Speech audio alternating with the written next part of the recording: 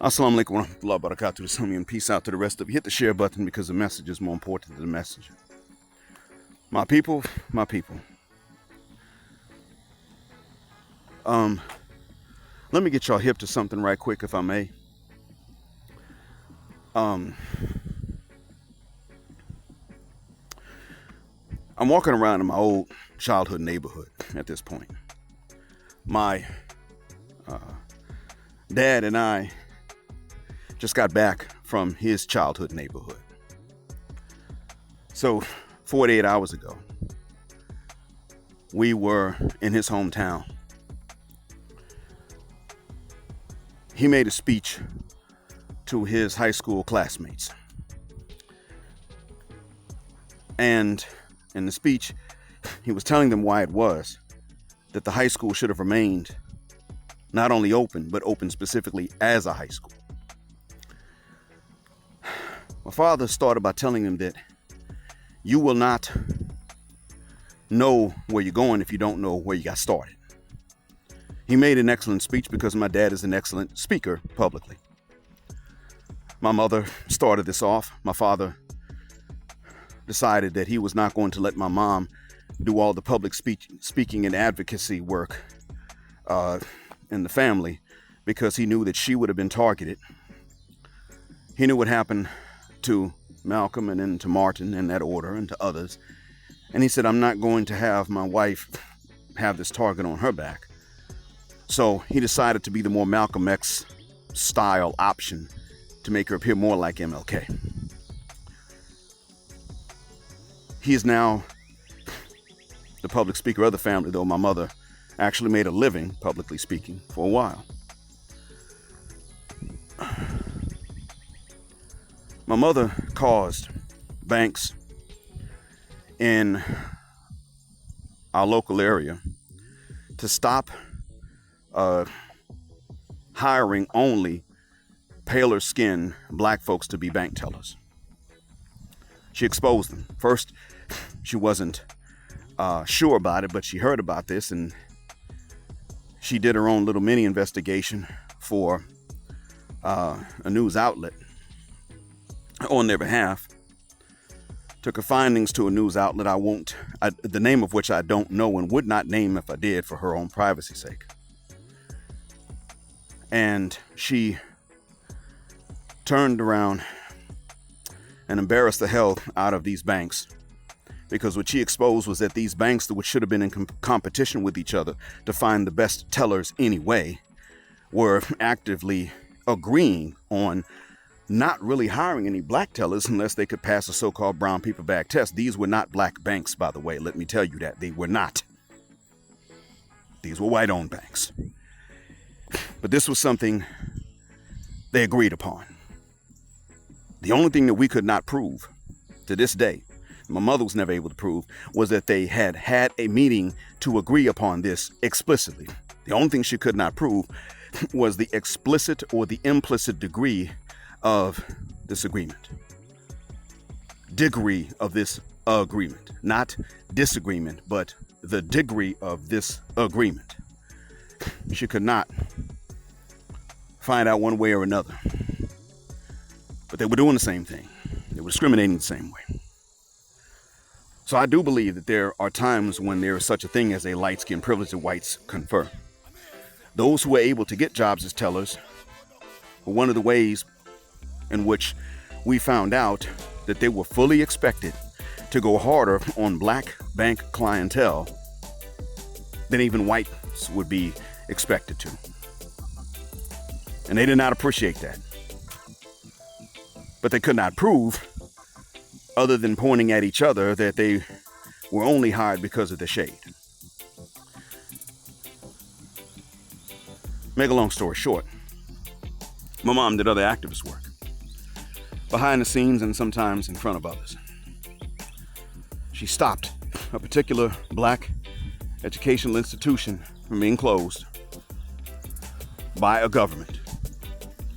I'm not going to say if it was a county or a city. I'm not going to get that specific for reasons of privacy, but she found out about a particular level of government's plans to close a black educational institution, if you will, a black school of a sort.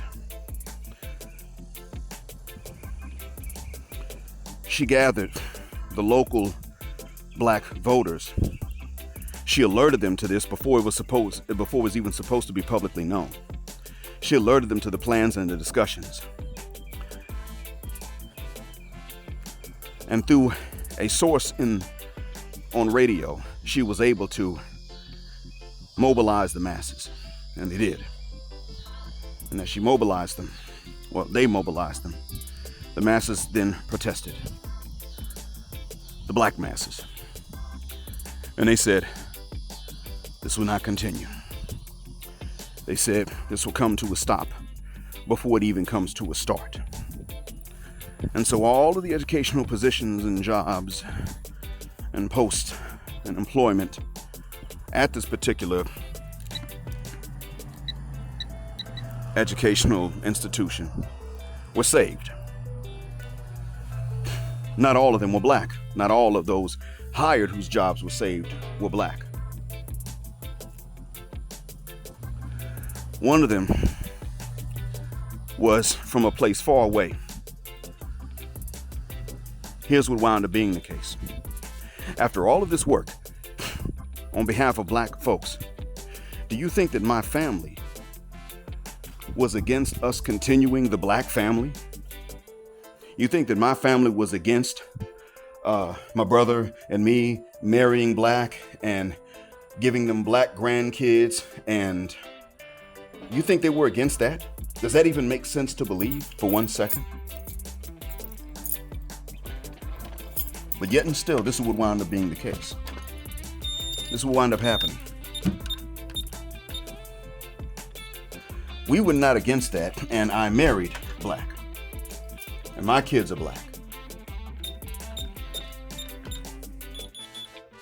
The issue here is that even though this is what I've done, how it's going in my family, the issue remaining is something else. That is that we can't continue the black family as a whole. It's not just about my brother and me. It is about our collective. And well, as you guys now understand, collectively speaking, we are not allowed, because we're not allowed to continue the black family the way we'd like to, because the sistren are not okay with that. The sistren don't want us to continue the black family because they are the ones who don't want black folks to continue. They just don't want black men to participate in this because they know that if a black man decides he does not want to give rise to any more of an unmixed black lineage, he doesn't have to. A black man can easily decide, my next wife or the next mother of my children is not going to be black, and therefore my kids are not going to be unmixed. They will be mixed. They know that a black man can easily make that decision and carry it out more easily than he can say, I'm going to have my kids unmixed with a black queen. Which decision do you think he's going to have an easier time carrying out should he make it? We already know the answer to that because the sistren have all that there is to do with the ease, not with the ease of one decision, but certainly with the difficulty of one. And the women that the sistren don't like have everything to do with the ease of the other decision. And what they're thinking is, well, we don't like black men. What we don't understand is why anybody else would. How dare they come along and give these black men a way out of being shut out of reproduction. Because while sistren out here trying to emasculate and castrate us by shutting us out of any kind of heterosexual experiences at all that don't involve being used.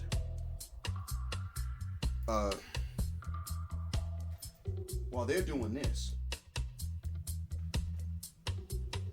other women have come along and saying, well, after all these black men have been through, look at them, still doing well, still standing. And they've been dehumanized, and none of that is true. This is what we're looking at, my people. This is what we're facing.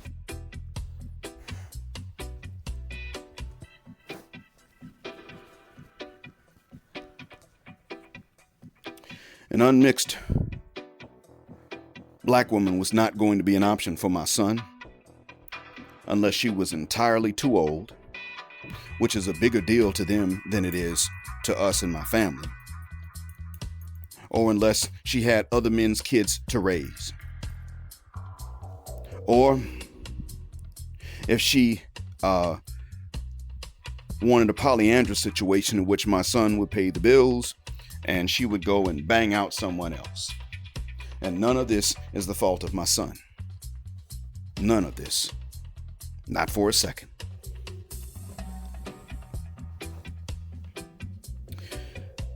But that's what was available. He didn't do anything wrong.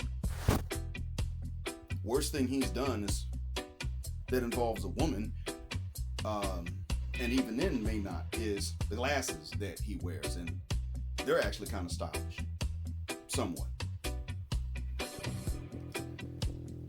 But that's what's out there, and that's what's available to guys that are normal in many ways.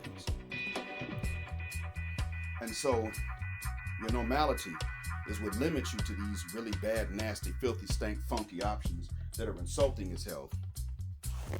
It is not your abnormality, gentlemen. It is your normality that limits you.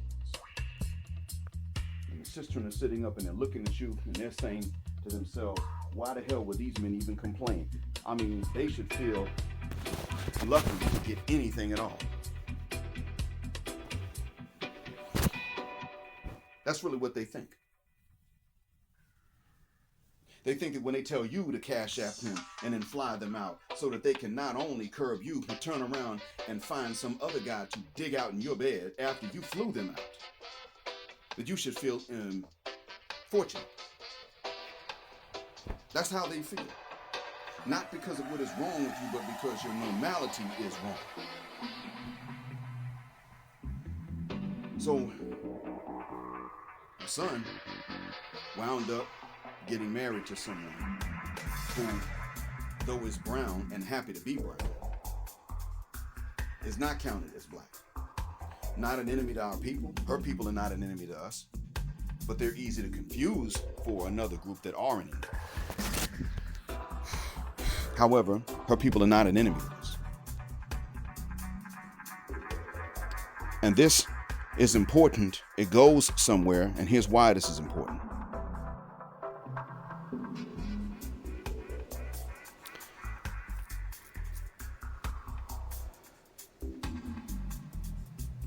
One of the reasons that it's important is because my son was introduced by this family. In his introduction to this family, this is what was not known. The patriarch of the family that is here where we live was one of those whose job was saved by my mother's blacktivism work. Because that educational place, that black educational place, is his employer. His job was one of those that was saved. He did not know this when he gave the approval for his niece to marry my son. And I did not know that this is where he was working. This was discovered later. He is, as far as we are concerned, he has not actually paid back my mom's efforts, but he has shown that he is the kind of man that does appreciate those efforts once he knows what they are. He did not know what my mother had done. He did not know this. But if he meets me on this trip home, I'm going to sit down and I'm going to explain to him. That's what's going on.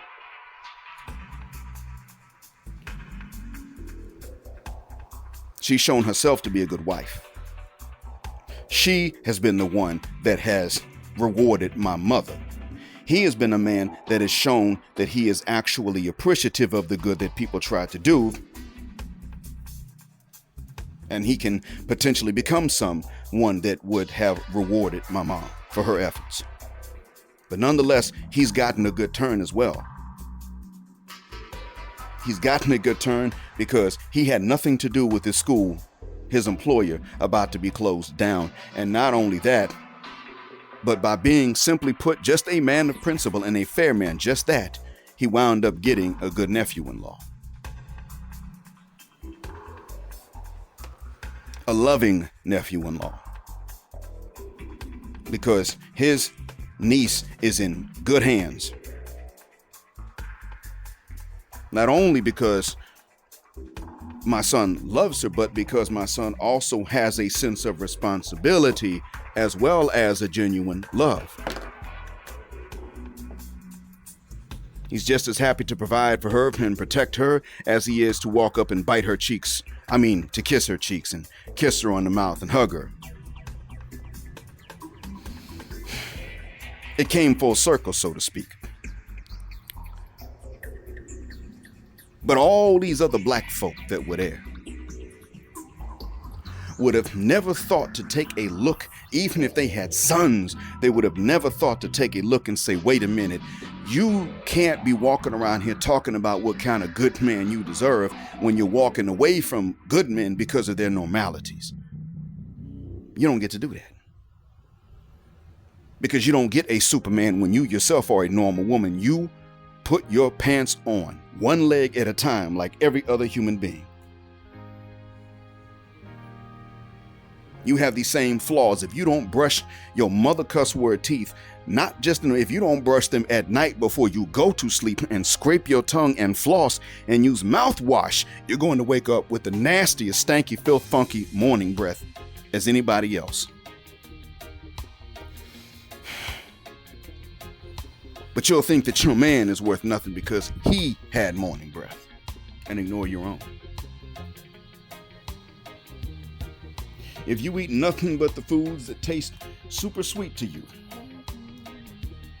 you are going to develop that big old belly before your man would. But you'll look at his belly smaller than yours and find flaw and fault with him. This is problematic.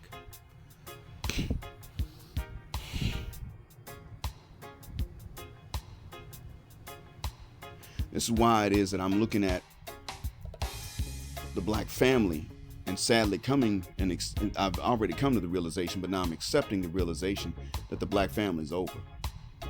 Ain't gonna be no more black family. There will be black hyphenated families, but ain't gonna be no more black families. It's not allowed. The sistren wouldn't allow it.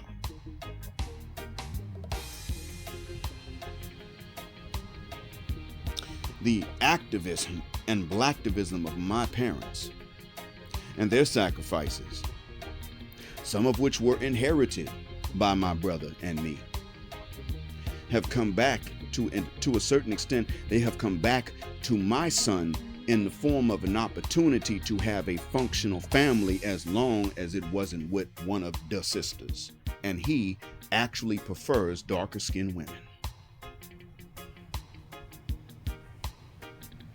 I want y'all to think about that. Give him a choice. It's going to be that dark skinned woman.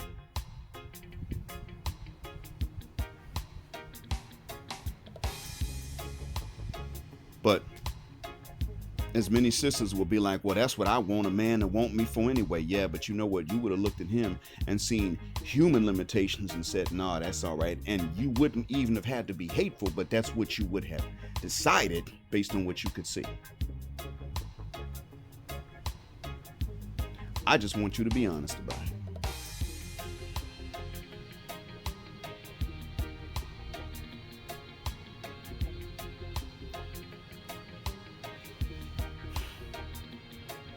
My father talked about a lot of black history this weekend, and a lot of the history of activism in our own family, as well as amongst our people, our race, period. Just in the United States. He didn't have time to go further back than that. He's not opposed to it, but he didn't have time.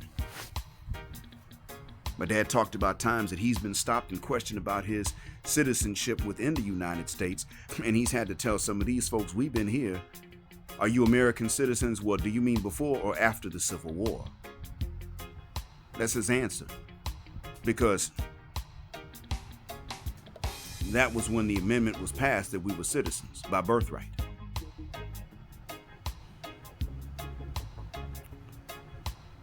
And they laugh. He's talked about this. He's traveled in the southwestern U.S. a lot, and he's had this question, and he has straight up said to them, he's told them and said to them, which one do you mean? Because before the Civil War, none of us were allowed to be citizens, but we were also not allowed to be anywhere but in the States, and usually in the South. But now we're citizens. So which one are you talking about?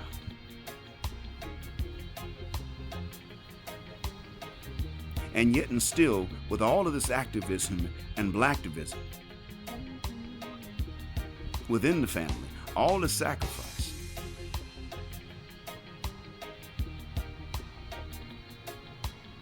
for us, the option to continue and pass it on the way that the sistren would have wanted was not an option because they blocked it.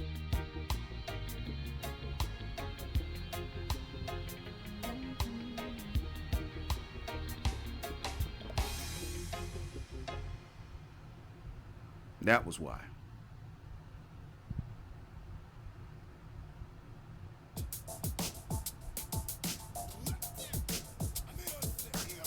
Wasn't something that could have been done.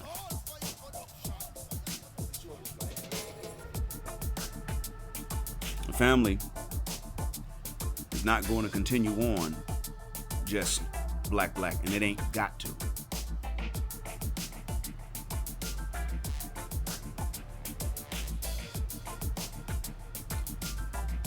I would have been more militant, but I actually do know that sisters actually have suffered. They've been through it. They've been through the ringer, and that's why I'm not more militant than I am. However, it is still true what AC has said. You cannot be out here approaching these sistren because they're not going to allow you to continue on the legacy. They won't tolerate it. You can't. Additionally to that, the sistren won't allow you to dictate any terms, but they will demand that you pay for all of them.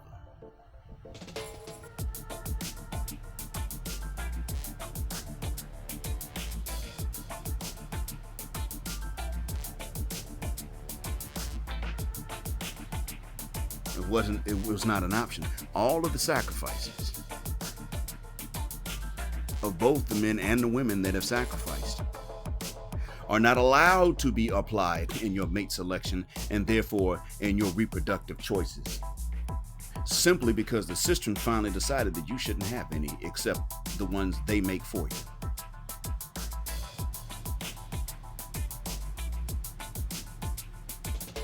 The dilution of the race is not your fault.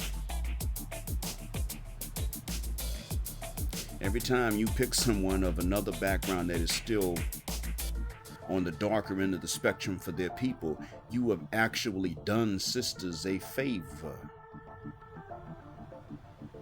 By their own standards, not that you're trying to or not, but by the sistren's own standards, you've actually done them a favor. And so when they say, well, if you were going to get that blue-black Sri Lankan woman with the long hair, why couldn't you have just gone to Baltimore and gotten that blue-black sister from the block with the 4C hair? That's when you tell them, fuck the shuck up. She had an attitude. You say another further fucking word, and I'm going to add to my harem of wives with nothing but them light, bright exoticals that you can't stand. Say another goddamn word about it. Not that you have to carry it out, but that's what you would have to say to them for them to fuck the shuck up and get up out your face like they should have stayed in the beginning.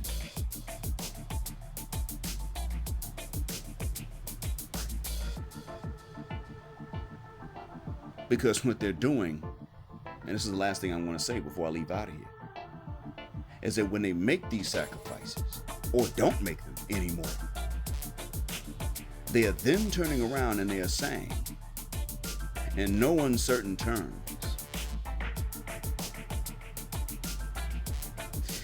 that you are to sit back and wait until they need you to breed the community in such a way that the future generations will need the same sacrifices to be repeated just for us to stay in the same situation and not even progress. So when I look at the sacrifices of my own lineage, I've had to understand that because of those sacrifices, if my daughters go run off with a non-black, especially a Wyatt or Wyatt adjacent man, they betrayed the sacrifices.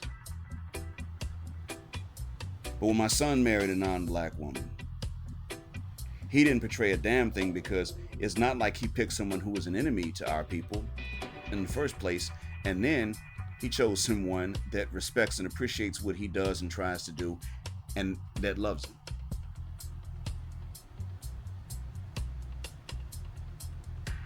Her accent, her different clothes, her different customs do not negate any of that.